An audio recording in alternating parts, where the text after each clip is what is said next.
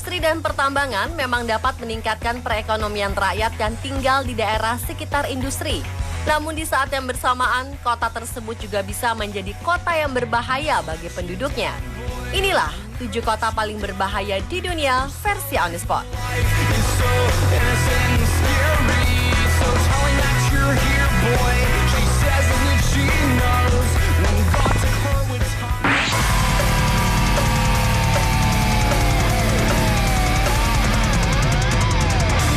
Awalnya, Chernobyl merupakan kota normal seperti kebanyakan kota di Ukraina.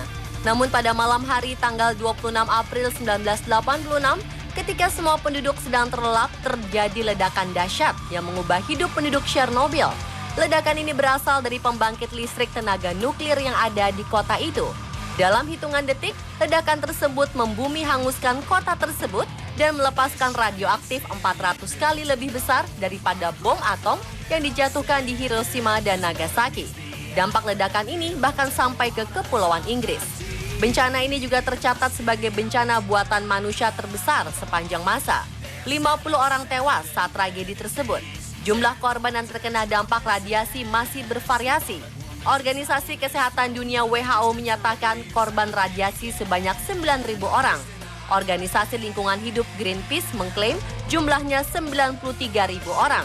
Mereka yang terkena radiasi mengalami berbagai penyakit mematikan, mulai dari leukemia, kanker tiroid, hingga penyakit kardiovaskular. Selain itu, anak-anak Chernobyl yang orang tuanya terkena radiasi terlahir cacat, ada yang cacat fisik, ada juga yang cacat mental. Setelah ledakan, kru darurat mengubur kompleks PLTN dengan beton besar yang dikenal dengan julukan The Sarcophagus untuk membendung radiasi nuklir yang masih tersisa. Namun salah satu surat kabar Polandia melaporkan konstruksi bangunan tersebut sekarang sudah mengalami kerusakan. Beberapa beton ditemukan berlubang dan memungkinkan tikus keluar masuk bendungan tersebut. Ini sangat membahayakan karena radiasi bisa menyebar lagi dan membahayakan Eropa. Meskipun pemerintah sudah memerintahkan penduduk untuk meninggalkan kota Chernobyl, masih ada yang tidak mau pergi dari kota maut itu. Mereka memilih mati terkena radiasi daripada mengungsi di kota yang tidak mereka kenal. Hingga kini, pemerintah Ukraina dan Federasi Rusia masih mengeluarkan biaya untuk membayar tunjangan pada sekitar 7 juta orang yang terkena dampak bencana. 5 hingga 7% pengeluaran tahunan Ukraina masih dianggarkan untuk korban Chernobyl. Merchants and captains of the world, sailors, navigators, dragged it down below, down to the devil's shore, to be his guest forever. Kota mematikan lainnya ada di Tiongkok. Kota Linfen mendapat predikat 3 juta penduduk kota itu harus terganggu karena batu bara dan polutan setiap harinya. Ada tambang batu bara sepanjang 19 km dengan produksi 50 juta ton batu bara per tahun di perbukitan Chenxi dekat kota Linfen. Setiap harinya, ratusan penduduk dirawat di rumah sakit karena kondisi pernapasan, seperti penyakit bahkan lebih parah yaitu pneumonia dan kanker paru-paru. Anak-anak di sini juga memiliki tingkat keracunan pun sore, tidak pernah ditemukan udara bersih di kota ini. Sejauh mata memandang, hanya ada kabut asap polusi yang kita lihat menghiasi kehidupan di kota ini. Lebih parahnya, jika kita menjemur pakaian di luar rumah, maka ketika kering, pakaian tersebut akan berubah warna menjadi lebih hitam karena udara yang kotor.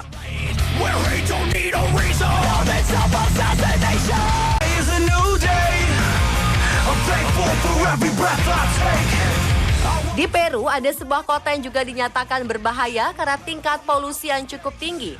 35.000 orang di kota ini sudah tercemari oleh limbah timbal, seng, tembaga, dan polusi belerang dioksida. 99% anak-anak di kota ini memiliki darah yang telah tercemari bahan kimia tingkat tinggi. Kebanyakan anak yang lahir di daerah itu tidak berhasil melewati usia 6 tahun. Tidak hanya udara dan tanah saja yang tercemar, di kota La Oroya sering terjadi hujan asam yang disebabkan oleh belerang dioksida yang menumpuk di atmosfer. Hujan asam ini sering menghancurkan tanaman penduduk yang tadinya bergantung pada lahan pertanian mereka. Pencemaran ini berasal dari pertambangan dan pengolahan logam yang ada di kota ini. Sebuah perusahaan pertambangan Amerika bernama Dow Run berdiri di sini sejak tahun 1922. Mereka menguras hasil bumi yang paling berharga di La Oroya, namun tidak bertanggung jawab atas limbah yang dihasilkan oleh pabrik pengolahan logam yang telah dikuras tersebut. Setelah puluhan tahun, akhirnya pemerintah mendesak pemilik perusahaan ini melakukan pembersihan limbah yang telah mencemari kota La Oroya. Alih-alih membersihkan kota, Ira Reinert, jutawan pemilik perusahaan itu malah memakai keuntungan perusahaan dengan membangun rumah-rumah megah di Amerika Serikat. Rumahnya menjadi salah satu dari 5 rumah termegah di dunia. Rumah yang harganya mencapai 3,5 triliun rupiah ini terletak di tepi pantai. Rumah ini memiliki 29 kamar mewah, 39 kamar mandi, 3 kolam renang, dan memiliki pembangkit listrik sendiri.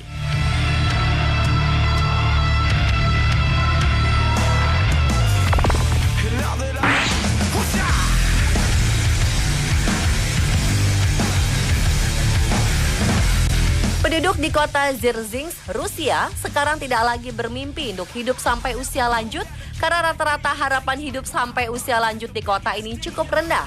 Pria biasanya meninggal pada usia 42 tahun, sedangkan wanita 47 tahun. Penyebab rendahnya harapan hidup di kota ini berasal dari 300.000 ton limbah kimia yang dibuang ke kota ini. Kota yang sempat memegang rekor kota paling tercemar di dunia ini pernah menjadi pusat pembuatan senjata kimia Uni Soviet pada tahun 1930. Sisa-sisa pembuatan senjata inilah yang mencemari kota. Air tanah terkontaminasi dengan sekitar 200 bahan kimia yang berpotensi mematikan. Beberapa neurotoksin paling berbahaya juga memenuhi perairan mereka. Pada tahun 2003, angka kematian di kota neraka melampaui angka kelahiran mereka. Tidak ada yang bisa menyelamatkan kota ini. Beberapa penduduk memilih meninggalkan kota kelahiran mereka daripada hidup dalam waktu yang singkat.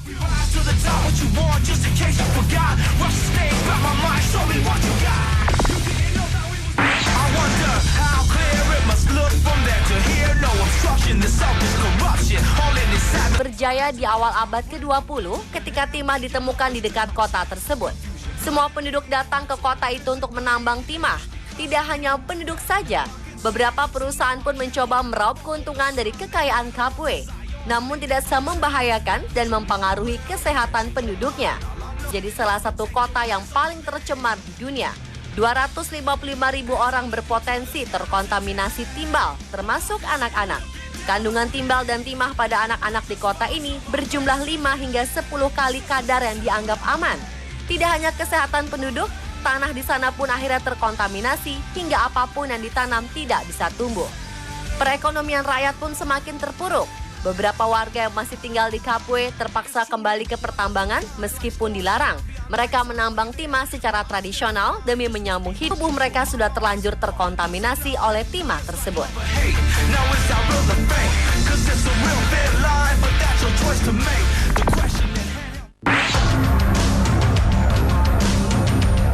Sumgayit merupakan kota terbesar ketiga di Azerbaijan dengan populasi sekitar 300.000 orang. Kota ini dimiliki lebih dari 40 pabrik manufaktur bahan kimia industri dan pertanian. Setiap hari, pabrik hingga 120.000 ton emisi setiap tahunnya. Tidak hanya emisi yang mencemari udara, limbah pabrik juga mengotori Laut Kaspia yang dekat dengan pemukiman penduduk. Keadaan ini membuat penduduk di tempat ini beresiko terkena kanker tingkat tinggi.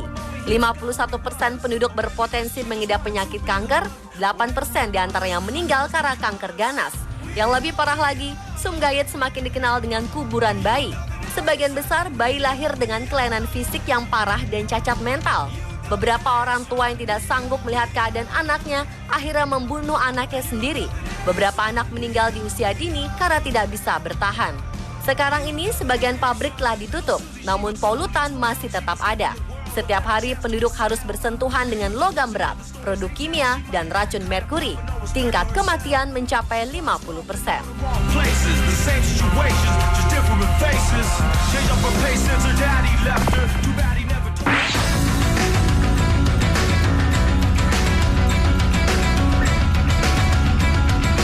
Di India, ada sebuah kota yang kaya akan biji kromit. Kota itu bernama Sukinda. 97% pasokan biji krom di India berasal dari kota ini. 12 tambang terbuka terus beroperasi di daerah ini tanpa adanya rencana pengelolaan lingkungan dan lebih dari 30 juta limbah batuan tersemi yang merupakan sungai penting di kota tersebut. Tidak hanya sungai, air tanah pun sudah tercemar. 70% dari air tanah di kota ini mengandung heksavalen kromium yang berbahaya bagi kesehatan. 2,6 juta penduduk berisiko terkena penyakit kanker, bisul hidung, pilek, dan masalah pernafasan. 85% kematian penduduk di kota ini dihubungkan dengan pertambangan yang berlangsung.